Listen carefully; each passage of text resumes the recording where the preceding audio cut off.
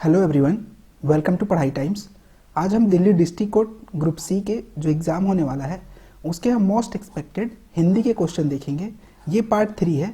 इससे पहले part 1 part 2 आ चुका है। अगर आपने नहीं देखा तो आप जाके देख लीजिए, लिंक जो है मैंने डिस्क्रिप्शन में डाल दिया है। आइए आज हम देखेंगे मोस्ट एक्सपेक्टेड क्वेश्चन। इस वीडियो में मैंने सारे चैप्टर से जो भी इंपॉर्टेंट पॉइंट है उसको कवर किया है। सो आइए स्टार्ट करते हैं। उससे पहले अगर आप चैनल पर नए हैं तो चैनल को सब्सक्राइब कर लीजिए, वीडियो को लाइक कर दीजिए और ज़्यादा से ज़्यादा शेयर करिए। आइए हम स्टार्ट करते हैं फर्स्ट क्वेश्चन से। पहला क्वेश्चन दिया गया है, इस्तीफा शब्द निम्नलिखित में से किस वर्ग में आता है।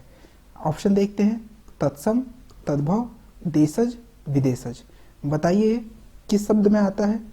तो ये आता है विदेशज में। जो इस्तीफा शब्द है वो विदेशज में आता है। अब आइए हम पहले डिस्कस कर लेते हैं कि ये तत्सम क्या होता है। सो तत्सम ऐसे शब्द होते हैं जो संस्कृत से ज्यों के त्यों लिए जाते हैं, उनको हम तत्सम कहते हैं। अगर एग्जाम्पल की मैं बात करूं तो एग्जाम्पल में जैसे होता है कूप, पंचम इत्यादि। अब यहाँ पे देखते हैं तद्भव। तद्भव क्या होता है? संस्कृत के ऐसे शब्द जो हिंदी में आने पे उनका जो स्वरूप है वो बदल जाता है, तो उसको हम तद्भव कहते हैं। अगर इसका हम एग्जाम्पल देखेंगे तो ये हो जाएगा आग, पाँच इत्यादि। अब यहाँ पे दिया गया है देशज।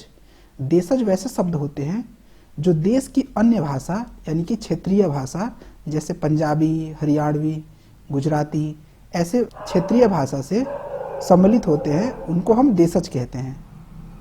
जैसे एग्जाम्पल देख लेते हैं इसका, थैला, लोटा इत्यादि। अब यहाँ पे दिया गया है विदेशज। विदेशज वैसे शब्द होते हैं जो अन्य किसी विदेशी भाषाओं से लिए गए होते हैं। जैसे हम एग्जाम्पल देखते हैं तो अदालत, ऑफिस इत्यादि।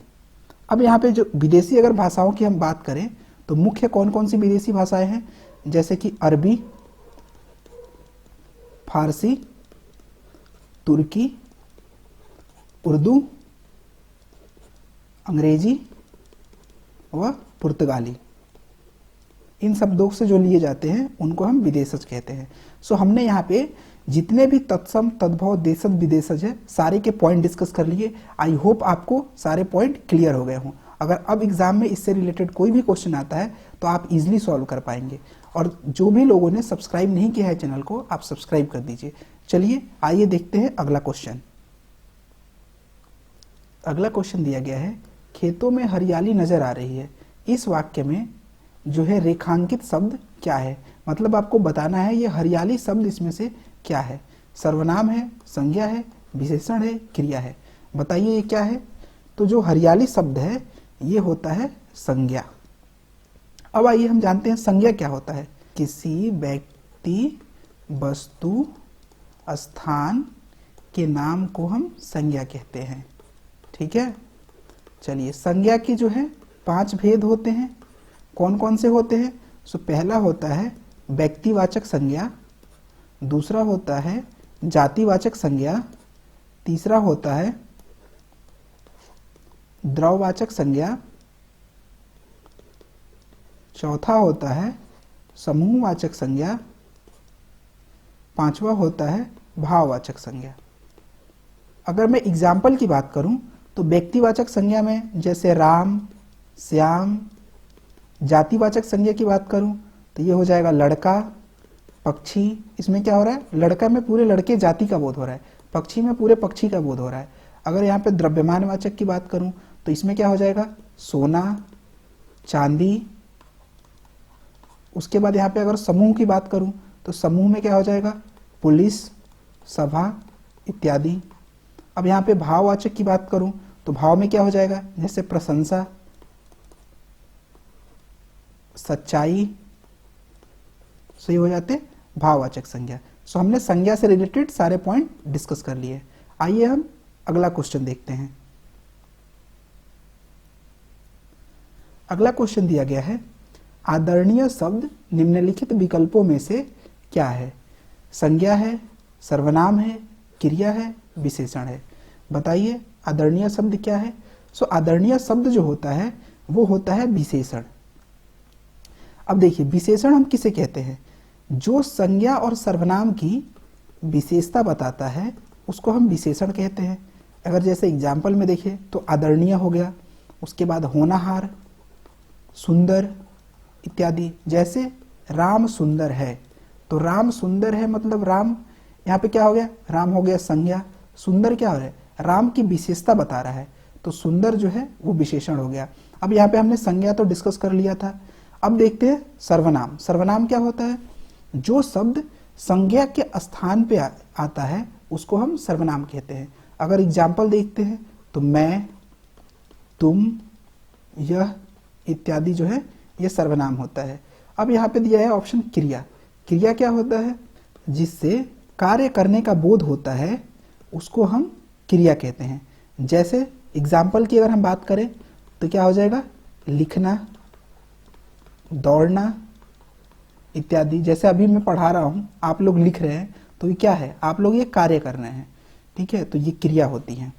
तो हमने यहाँ पे संज्ञा, सर्वनाम, क्रिया, विशेषण सारे डिस्कस कर लिए। चलिए आइए हम अगला क्वेश्चन देखते हैं। जो भी इंपॉर्टेंट पॉइंट होगा आज मैं आपको पूरी क्लियर कर दूंगा, ताकि जो आपका एग्जाम है 28 को, और बहुत बच्चों का 7 को भी एग्जाम है, तो आप एग्जाम में अच्छा नंबर ला सके और पूरे 25 में से 25 आपके अटेम्प्ट होने चाहिए। मुझे ये चाहिए कि आपका एग्जाम हो तो उसमें आपका 25 में से 25 हिंदी में तो आना ही चाहिए, चाहे जैसे भी आए। चलिए हम अगला क्वेश्चन देखते हैं। अगला क्वेश्चन दिया गया है, अंग लगाना मुहावरे का उचित अर्थ है। अब आपको इस मुहावरे का उचित अर्थ बताना है अंग लगाने का।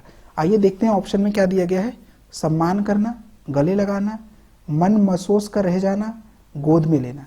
बताइए क्या होगा इसमें से, तो इसमें से हो जाएगा ऑप्शन सेकंड, गले लगाना। अंग लगाना मुहावरे का उचित अर्थ होता है गले लगाना। अब यहाँ पे मैं कुछ इंपॉर्टेंट जो है मुहावरा जो है आपको बता देता हूँ। जैसे अगर पूछा गया सम्मान करना, सम्मान करना किसका अर्थ होता है, ये मुहावरा जो होता है आंख बिछाना, आंख बिछाना का अर्थ होता है सम्मान करना। एक यहाँ पे ऑप्शन दिया गया है 3 नंबर जो है, यह है मन महसूस के रह जाना। ये मुहावरा है, इसका मतलब क्या होता है, इसका मतलब होता है मन के भाव मन में रह जाना। अब यहाँ पे ऑप्शन दिया गया है गोद में लेना। गोद में लेना जो है ये अर्थ होता है किसका, तो ये अंक में समेटना, अंक में समेटना मुहावरे का अर्थ होता है गोद में लेना। सो हमने यहाँ पे सारे डिस्कस कर लिए। ये भी इंपॉर्टेंट मुहावरे हैं, आपके एग्जाम में पूछे जा सकते हैं, तो इसको देख लीजिएगा। चलिए आइए हम अगला प्रश्न देखते हैं। अगला प्रश्न दिया गया है, इनमें से पवन का उचित संधि विच्छेद क्या होगा। प जोड़ अन, प जोड़ न, प जोड़ वन, पो जोड़ अन। अब आपको बताना है इसमें से कौन सा होगा। सो ये हो जाएगा ऑप्शन नंबर 4, पो जोड़ अन जो होता है ये पवन का संधि विच्छेद होता है। अब यहाँ संधि से जो रिलेटेड पॉइंट है वो हम आगे डिस्कस करेंगे। चलिए आइए हम अगला प्रश्न देखते हैं। अगला प्रश्न दिया गया है, दिए गए विकल्पों में से व्यक्तिगत का विलोम शब्द क्या है। यहाँ पे आपको विलोम शब्द बताना है व्यक्तिगत का। ऑप्शन दिया गया है सामुदायिक, सामाजिक, सार्वजनिक, सांस्कृतिक।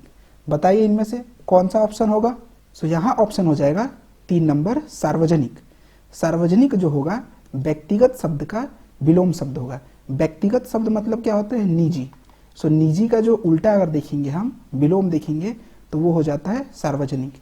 विलोम शब्द होता है क्या है, जो विपरीत शब्द होते हैं उसको हम विलोम शब्द कहते हैं, यानी जो उल्टा होते हैं, उल्टा शब्द होते हैं वो।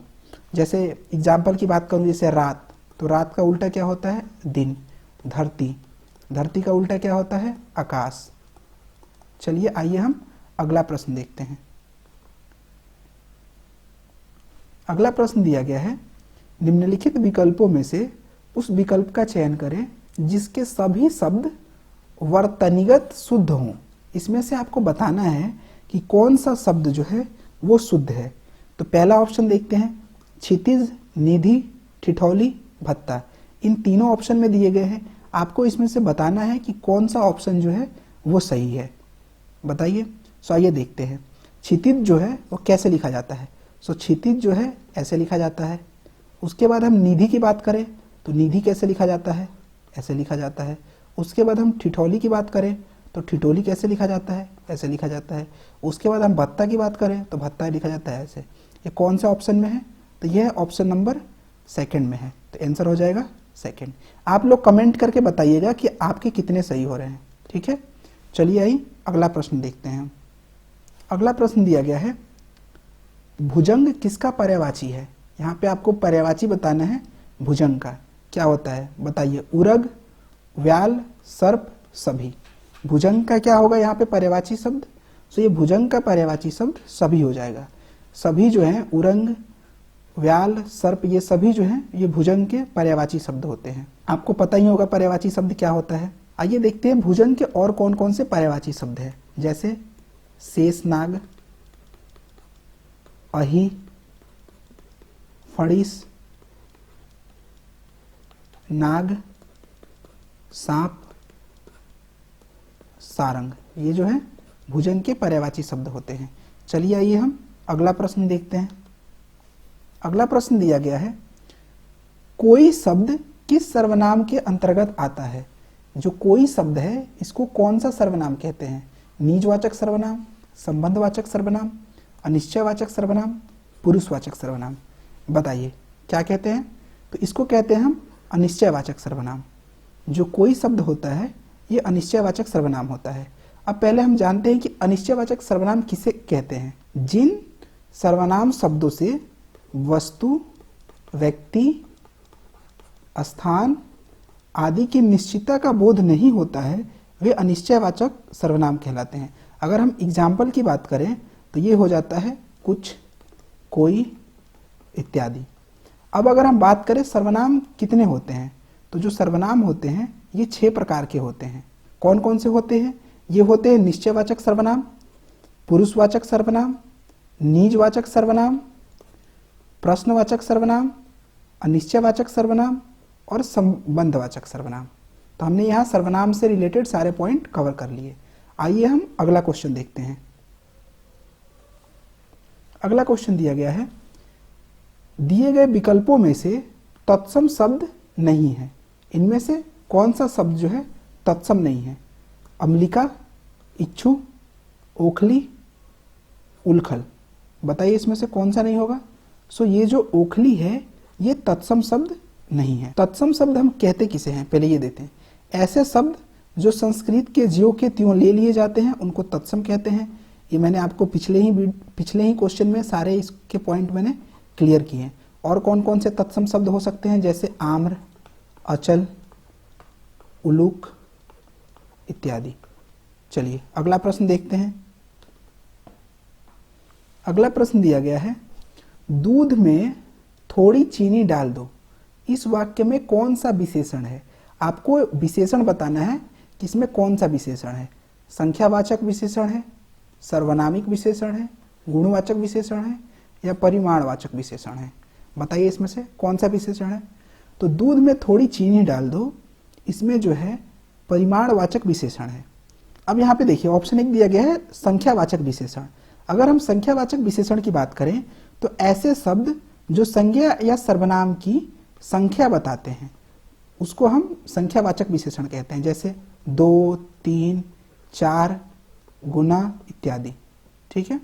अब यहाँ पे दिया गया है सर्वनामिक विशेषण। सर्वनामिक विशेषण को क्या होता है, वे सर्वनाम शब्द जो संज्ञा से पहले आए और विशेषण की तरह उस संज्ञा शब्द की विशेषता बताए तो उसको हम सर्वनामिक विशेषण कहते हैं। जैसे अगर एग्जाम्पल दूं मैं तो यह लड़की वही है जिसने मेरा पेन लिया था। ठीक है। अब यहाँ पे दिया गया है गुणवाचक विशेषण। गुणवाचक विशेषण क्या होता है, वे शब्द जो संज्ञा या सर्वनाम के गुण, आकार, रूप इत्यादि का बोध कराते हैं उनको हम गुणवाचक जो है विशेषण कहते हैं। अगर एग्जाम्पल की बात करूं गुणवाचक विशेषण की तो जैसे हो जाएगा पुराण, नया, कमजोर, मोटा, दुबला, पतला इत्यादि। आई होप कि आपको विशेषण से रिलेटेड सारे पॉइंट जो है क्लियर हो गए होंगे। चलिए आइए हम अगला प्रश्न देखते हैं। उससे पहले आप वीडियो को लाइक कर दीजिए आपका जो लाइक ही है हमें मोटिवेट करता है आगे आपके लिए और वीडियो ले आने के लिए। चलिए देखते हैं अगला प्रश्न। अगला प्रश्न दिया गया है, वकील किस भाषा का शब्द है? अरबी, फारसी, फ्रेंच, तुर्की, हिंदी। बताइए किस भाषा का शब्द है? सो ये हो जाएगा अरबी भाषा का शब्द है। वकील जो है अरबी भाषा का शब्द है, और मैंने अभी आपको बताया कि जो अरबी भाषा है ये विदेशज होता है। ठीक है, चलिए आइए हम अगला प्रश्न देखते हैं। अगला प्रश्न दिया गया है, देवेंद्र का संधि विच्छेद निम्न में से कौन सा है? अब आपको देवेंद्र का यहाँ पे संधि विच्छेद बताना है। चलिए देखते हैं ऑप्शन में क्या क्या दिए गए हैं। दवे प्लस इंद्र, देव प्लस इंद्र, देवा प्लस इंद्र, देव प्लस इंद्रा। बताइए इसमें से कौन सा ऑप्शन होगा? तो ये हो जाएगा ऑप्शन नंबर 2, देव प्लस इंद्र। देव प्लस इंद्र क्या होता है? देवेंद्र होता है। अब चलिए हम जानते हैं संधि के बारे में। तो संधि जो है वो क्या होता है? दो शब्द के मेल से जो विकार उत्पन्न होता है उसको हम संधि कहते हैं। संधि कितने प्रकार के होते हैं? संधि जो है वो 3 प्रकार के होते हैं। ठीक है, कौन कौन से? पहला होता है स्वर संधि, दूसरा होता है व्यंजन संधि, तीसरा होता है विसर्ग संधि। चलिए आइए अगला क्वेश्चन देखते हैं। अगला शब्द दिया गया है, निह प्लस रोग संधि विच्छेद का सही शब्द होगा। क्या होगा इसमें? बताइए। अब यहाँ पे ऑप्शन दिया गया है निरोग, निरोग, निरोग, निस्रोग। बताइए क्या होगा? सो ये हो जाएगा निरोग। निरोग को हम कहते हैं निह प्लस रोग, अगर मैं इसका हम संधि विच्छेद करें तो। अब मैंने यहाँ पे 3 आपको संधि डिस्कस किए थे कि 3 प्रकार के होते हैं, स्वर संधि, व्यंजन संधि और विसर्ग संधि। अब आइए हम तीनों के एग्जाम्पल देख लेते हैं। तो स्वर संधि पहले कहते किसे हैं? सो स्वर संधि जो है स्वर्ण वर्ण के साथ स्वर वर्ण के मेल से जो विकार उत्पन्न होता है उसको हम स्वर संधि कहते हैं। अगर एग्जाम्पल की बात करें तो महा प्लस ईस, ये क्या होता है? महेश। उसके बाद हम देखें दूसरा व्यंजन संधि। सो व्यंजन संधि क्या होता है? एक व्यंजन से दूसरे व्यंजन या स्वर के मेल से जो विकार उत्पन्न होता है उसको हम व्यंजन संधि कहते हैं। ठीक है, अगर इसका हम एग्जाम्पल देखें तो ये हो जाता है उत प्लस लास, उल्लास। अब तीसरा नंबर होता है विसर्ग संधि। विसर्ग संधि क्या होता है? विसर्ग के साथ स्वर या व्यंजनों के मेल को विसर्ग संधि कहते हैं। तो ये जो निह प्लस रोग है ये क्या है? ये है विसर्ग संधि। आइए हम अगला प्रश्न देखते हैं। हमने यहाँ पे संधि से रिलेटेड सारे पॉइंट डिस्कस कर लिए। ठीक है, अगर आप चैनल पे नए हैं तो चैनल को सब्सक्राइब करिए। अगला क्वेश्चन दिया गया है, सही वर्तनी वाले शब्द का चयन करें। इसमें हमें सही वर्तनी देखना है, कौन सा शब्द है? जन्मद, जन्माद, जन्माद, जन्मांध। बताइए इसमें से कौन सा होगा? सो ये हो जाएगा ऑप्शन नंबर 2, जन्मांध जो है ये सही वर्तनी है। आइए अगला क्वेश्चन देखते हैं। अगला क्वेश्चन दिया गया है, रिक्त स्थान को भरने के लिए सबसे उपयुक्त शब्द का चयन करें। सो यहाँ पे जो रिक्त स्थान दिया गया है उसमें हमें इन सब में से चुनना है। आइए पढ़ते हैं पहले क्या लिखा गया है। मेज के डैश बिल्ली बैठी है, यहाँ पे कौन सा सुटेबल वर्ड होगा? नीचे, साथ, भीतर, बाहर। बताइए कौन सा होगा? सो ये हो जाएगा नीचे। मेज के नीचे बिल्ली बैठी है। आइए हम अगला क्वेश्चन देखते हैं। अगला क्वेश्चन दिया गया है, अर्जुन ने धनुष से मछली का आंख पर निशाना लगाया। हमें जो है ये वाला पार्ट जो अंडरलाइन किया गया है इस पार्ट को देखना है कि कौन सा इसमें सही होगा। ठीक है, ऑप्शन देखते हैं। धनुष से मछली की आंख पर, धनुष से मछली को आंख पर, धनुष से मछली की आंख पर, यहाँ पे पर होगा। ठीक है, मछली से धनुष की आंख पर। अब देखिए इसमें से कौन सा ऑप्शन हो जाएगा? अगर आप इस पूरे वाक्य को पढ़ेंगे तो आपको समझ में आ जाएगा कि इनमें से कौन सा होगा। तो ये होगा ऑप्शन नंबर ए। ठीक है, इसमें अगर देखिए अर्जुन ने धनुष से मछली की आंख पर निशाना लगाया, ना कि मछली का आंख। ठीक है, सो ऑप्शन नंबर ये होगा, सही होगा। चलिए आइए अगला प्रश्न देखते हैं। अगला प्रश्न दिया गया है, निम्नलिखित का विलोम चुनना है। इसमें से दिए गए में से विलोम, उत्कृष्ट का विलोम क्या होगा अब बताना है आपको। ये कृष्ण, कष्ट, निकृष्ट, शंकरी। उत्कृष्ट का विलोम क्या होगा बताइए। सो उत्कृष्ट का जो विलोम होगा वो हो जाएगा निकृष्ट। अब यहाँ पे ऑप्शन दिया गया है कृष्ण। कृष्ण का विलोम क्या होगा। सो कृष्ण का विलोम हो जाएगा शुक्ल, धवल। उसके बाद एक ऑप्शन दिया गया है कष्ट। कष्ट का विलोम क्या हो जाएगा सुख। उसके बाद यहाँ पे ऑप्शन दिया गया है शंकरी। शंकरी का विलोम क्या हो जाएगा चौड़ी। चलिए आइए अगला प्रश्न देखते हैं। अगला प्रश्न दिया गया है, निम्नलिखित में से उस विकल्प का चयन करें जो एक आंख न भाना मुहावरे का अर्थ व्यक्त करता है। ये मुहावरा है एक आंख न भाना, इसका क्या अर्थ होगा आपको बताना है। चलिए आइए ऑप्शन देखते हैं क्या क्या दिया गया है। जरा भी अच्छा ना लगना, एक आंख से देखना, बहुत अच्छा लगना, काना होना। बताइए इसमें से क्या ऑप्शन हो जाएगा। सो ये हो जाएगा जरा भी अच्छा न लगना। एक आंख न भाना का अर्थ होता है जरा भी अच्छा न लगना। अक्सर ये लोग जो है अपने वाक्यों में यूज करते हैं कि यार वो मुझे एक आंख नहीं भाता है। सो उसका मतलब है कि वो मुझे बिल्कुल पसंद नहीं है, जरा भी अच्छा नहीं लगता है। अब कुछ इंपॉर्टेंट मैं आपको मुहावरे बता देता हूँ। जैसे एक मुहावरा होता है आग बबूला होना। आग बबूला होना, इसका अर्थ क्या होता है। इसका अर्थ होता है बहुत गुस्सा होना। उसके बाद एक मुहावरा होता है आड़े हाथों लेना। आड़े हाथों लेना, इसका मतलब क्या होता है। इसका मतलब होता है खरी खटी सुनाना। उसके बाद एक और मुहावरा देखेंगे, ओखली से सिर देना। इसका मतलब होता है जानबूझकर जोखिम उठाना। हमने जो है इससे कुछ इंपॉर्टेंट पॉइंट भी डिस्कस कर लिए। आइए हम अगला क्वेश्चन देखते हैं। अगला क्वेश्चन दिया गया है, पुल्लिंग शब्द के पर्यायवाची शब्द का चयन करें। इसमें से कौन सा पुल्लिंग शब्द का पर्यायवाची होगा। कुलीन, प्राचीन, नवीन, कगार। बताइए इसमें से कौन सा होगा। सो ये हो जाएगा कगार। पुल्लिंग का पर्यायवाची शब्द क्या है। पुल्लिंग का पर्यायवाची शब्द है कगार। अगर हम यहाँ पे देखते हैं कुलीन, कुलीन का पर्यायवाची शब्द क्या होता है।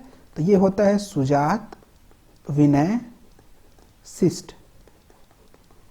अब यहाँ पे ऑप्शन दिया गया है प्राचीन। प्राचीन का क्या हो जाता है पुराना, पुरातन, और नवीन का तो पता ही होगा आपको, नूतन और नया। यहाँ पे हमने सारे पर्यायवाची शब्द डिस्कस कर लिए। आइए हम अगला प्रश्न देखते हैं। अगला प्रश्न दिया गया है, दिए गए वाक्यांश के लिए एक शब्द चुनिए। इस वाक्यांश के लिए एक शब्द हमें चुनना है जो ऑप्शन में दिए गए हैं। तो आइए देखते हैं क्या वो वाक्यांश है। जो भूमि उपजाऊ ना हो। जो भूमि उपजाऊ ना हो उसको हम क्या कहते हैं। उर्वर, मैदान, बंजर, दलदल। ये तो बहुत ही आसान सवाल है, आप इसका ऑप्शन मुझे कमेंट करके बताइए। ये हो जाएगा बंजर। बंजर को हम कहते हैं जो भूमि उपजाऊ नहीं हो। जो भूमि उपजाऊ नहीं हो उसको हम बंजर कहते हैं। अगला क्वेश्चन दिया गया है, स्तुति शब्द का विलोम क्या होगा। सो स्तुति शब्द का विलोम चुनना है। बताइए क्या होगा। आइए ऑप्शन देखते हैं पहले, अपकार, प्रशंसा, निंदा, याद। तो स्तुति शब्द का जो विलोम होगा वो होगा निंदा। स्तुति का विलोम होता है निंदा करना। अब यहाँ पे दिया गया है अपकार।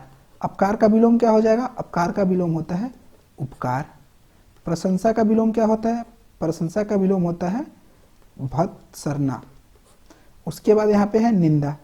निंदा का विलोम बता ही दिया आपको, स्तुति। उसके बाद है याद। याद का क्या हो जाएगा भूलना। चलिए अगला प्रश्न देखते हैं। अगला प्रश्न दिया गया है, सही वर्तनी वाले शब्द का चयन करें। इसमें से सही वर्तनी बताना है कि सही वर्तनी क्या होगी। अल्पायु, अल्पायु, अल्पायु, मतलब इसमें से आपको बताना है कि जो अल्पायु है वो कैसे सही लिखा जाता है। ठीक है, तो बताइए इसमें से कौन सा ऑप्शन होगा। सो अल्पायु जो है ऐसे लिखा जाता है, 4 नंबर ऑप्शन होगा अल्पायु। अगला प्रश्न देखते हैं। अगला प्रश्न दिया गया है, रिक्त स्थानों को भरने के लिए सबसे उपयुक्त शब्द का चयन करें। यहाँ पे एक वाक्य दिया गया है, अंग का डैश है हिस्सा। यहाँ पे हमको इनमें से उपयुक्त वाक्य का चयन करना है कि कौन सा जो वाक्य है वो सुटेबल होगा। तो यहाँ पे पहले ऑप्शन देखते हैं, वचन, अर्थ, विलोम, लिंग। यहाँ पे क्या होगा ऑप्शन? तो ऑप्शन हो जाएगा अर्थ। अंग का अर्थ है हिस्सा। देखिए ऐसे क्वेश्चन जब एग्जाम में पूछेंगे रिक्त स्थानों की पूर्ति कर, आप क्या करिएगा, सारे ऑप्शन को से एक एक बार पढ़ के देख लीजिएगा। जैसे हम यहाँ पे पढ़ते हैं अंग का वचन है हिस्सा, सो ये क्या सुटेबल लग रहा है? बिल्कुल नहीं। उसके बाद हम यहाँ पे पढ़ते हैं अंग का लिंग है हिस्सा, ये भी बिल्कुल नहीं। अंग का विलोम है हिस्सा, ये भी नहीं। लेकिन जब आप पढ़ेंगे अंग का अर्थ है हिस्सा, तो ये सुटेबल है। सो आप ऐसे भी पढ़ के ऑप्शन बाकी एलिमिनेट करके आप आंसर कर सकते हैं। आइए हम अगला प्रश्न देखते हैं। अगला एक प्रश्न दिया गया है, मुहावरा है बेसिकली। ये दिया गया है उल्लू बनाना। उल्लू बनाना का अर्थ क्या होता है बताइए? ये तो बहुत ही इजी है, आप लोग डेली लाइफ में भी यूज करते हैं। उल्लू बनाना मुहावरे का अर्थ यहाँ पे दिया गया है। ऑप्शन देखते हैं, उल्लू की तरह जगना, मूर्ख बनाना, बड़ाई करना, रात को जगना। सो ये क्या हो जाएगा? ये हो जाएगा मूर्ख बनाना। अब चलिए आइए मैं कुछ मुहावरे आपको बता देता हूं जो अक्सर एग्जाम में देखे जाते हैं। एक मुहावरा है अपनी खिचड़ी अलग पकाना। इसका मतलब क्या होता है? कमेंट करके आप बताइए। चलिए मैं ही बता देता हूं। इसका मतलब होता है अलग रहना या स्वार्थी होना। उसके बाद एक मुहावरा है अपने पैर पर कुल्हाड़ी मारना। इसका अर्थ क्या होता है? ये होता है संकट मोल लेना। चलिए आइए अगला प्रश्न देखते हैं।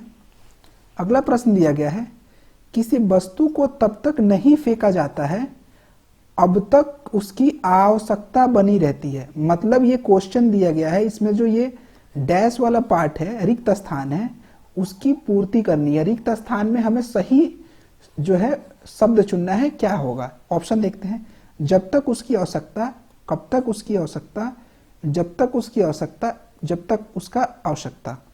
सो यहाँ पे मैंने अभी आपको बताया, आप क्या करिएगा ऑप्शन एलिमिनेट करने के लिए पूरा जो है वाक्य पढ़िएगा सारे ऑप्शन के साथ, आपको समझ में आ जाएगा। चलिए हम पढ़ के देखते हैं।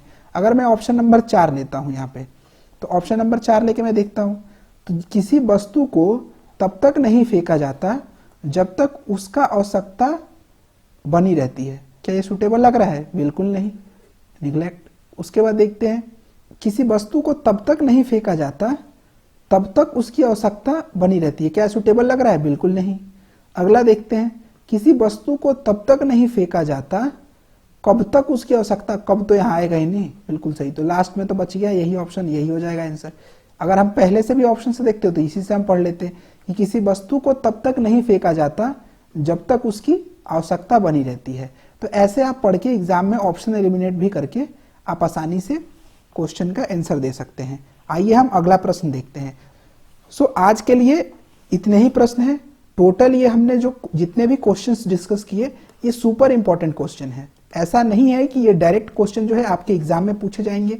जैसे मैंने संधि, सर्वनाम, संज्ञा सारे डिस्कस किए, तो उससे रिलेटेड जो है जो मैंने एक्सप्लेन किया है उसको एक बार फिर से आप वीडियो को देख लीजिएगा और उससे रिलेटेड जरूर एग्जाम में क्वेश्चन आएंगे।